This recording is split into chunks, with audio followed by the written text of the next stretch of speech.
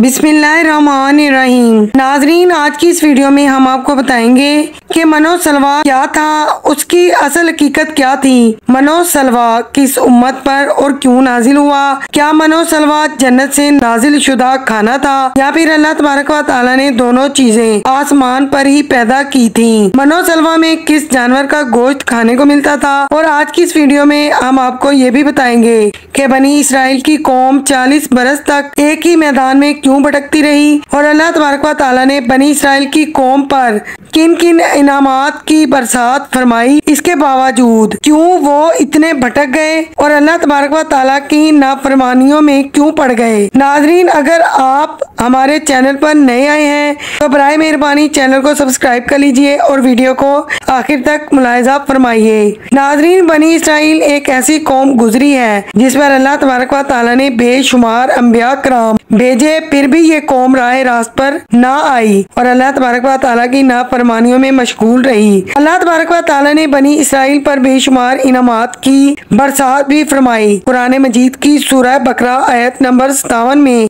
अल्लाह तबारक व तआला इरशाद फरमाता है, जिसका तर्जमा कुछ यूँ है, और हमने तुम पर बादल का साया किया और तुम पर मनोज सलवा उतारा और कह दिया कि हमारी दी हुई पाकीज़ा चीजें खाओ, और उन्होंने हम पर जुल्म नहीं किया, अलबत्ता वो खुद ही अपनी जानों पर जुल्म करते थे।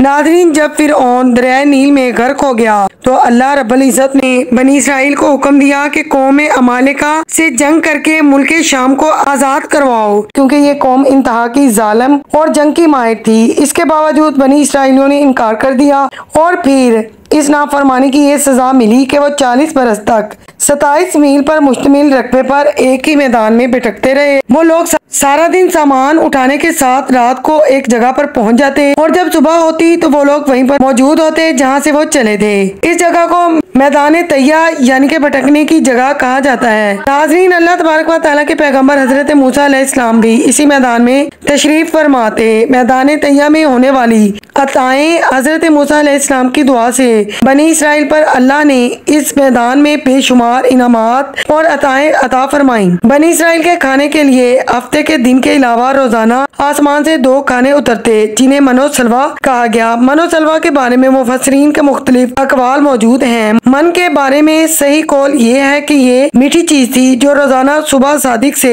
तुलुए आफ्ताब तक हर शख्स के लिए एक सा यानी तकरीबन 4 किलो बकद्र उतरती और वो लोग इसको चादरों में लेकर दिन भर खाते रहते। बाद मुफस्सिरीन के मुताबिक मन से मुराद वो तमाम चीजें हैं जो अल्लाह ने अपने बंदों को बगैर किसी मुशक्कत और काश्तकारी के बगैर अता करके उन पर एहसान फरमाया। सलवा के बारे में सही कौल ये है कि ये एक छोटा सा परिंदा था और उसके बारे में एक कौल ये भी है कि परिंदा बुना हुआ बनी इसराइल के पास आता था और एक कौल ये भी है कि जनूबी हवा इस परिंदे को लेकर आती और बनी इसराइल उसको शिकार करके खाते।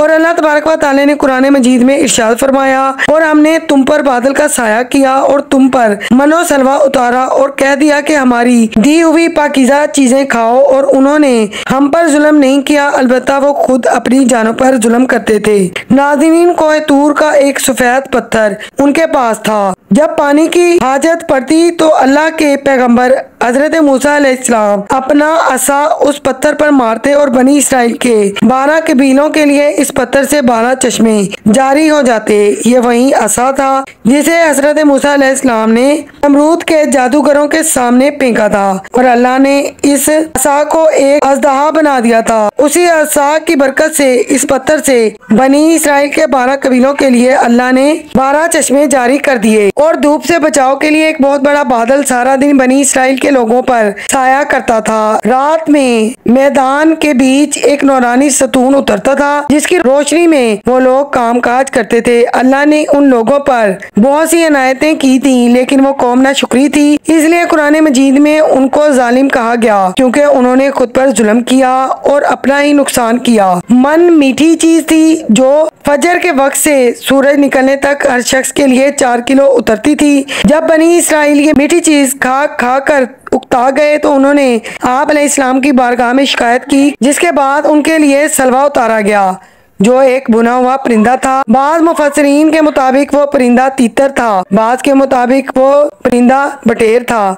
नाजरीन, मनो सलवा के बारे में रिवायात में आता है कि ये एक ऐसा खाना था जो आसानी से हजम हो जाता था, खुशबू और जायके में बेमिसाल था, हर तबीयत और मिजाज को मुआफिक आता था। फिर अल्लाह ने बनी इसराइल को नाफरमानी की सजा दी कि हजरत मूसा का हुक्म था कि खाना रोज का रोज खा लिया जाए, सिवाय जुमे के और कल के लिए बचाकर न रखा जाए।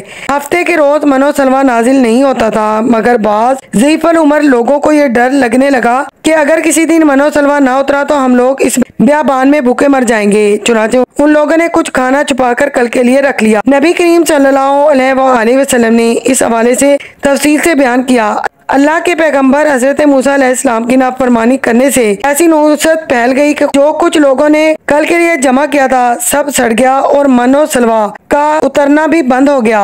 हुज़ूर पाक ने इरशाद फरमाया, अगर बनी इसराइल ना होते तो खाना कभी भी खराब ना होता और ना गोश्त सड़ता।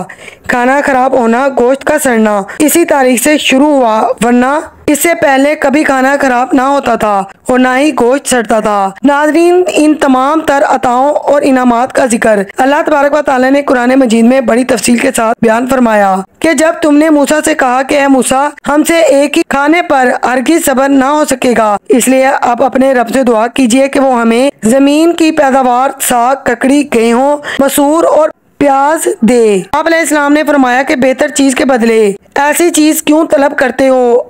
शहर में जाओ, वहाँ तुम्हारी चाहत की ये सब चीजें मिलेंगी। उन पर जिल्लत और मस्कीनी डाल दी गई और वो लोग अल्लाह का गजब लेकर लौटे। ये इसलिए कि वो अल्लाह तबारक व तआला की आयतों के साथ कुफर करते थे और नबियों को नाहक कत्ल करते थे, और ये वाहिद बदबख्त कौम थी जिसने अंबिया को कत्ल किया। ये उनकी नाफरमानियों और ज्यादतियों का नतीजा है। नाज़रीन, अल्लाह तबारक व तआला ने बनी इसराइल को बेशुमार नेमतों से नवाजा, उनकी हर दिली ख्वाहिश को पूरा किया, लेकिन उनकी हवस खत्म होने का नाम नहीं लेती थी। वो सिर्फ हवस नहीं करते थे बल्कि अल्लाह की नाशुक्री और नाफरमानियां भी करते थे, जबकि अल्लाह ने उन्हें कई मौके दिए।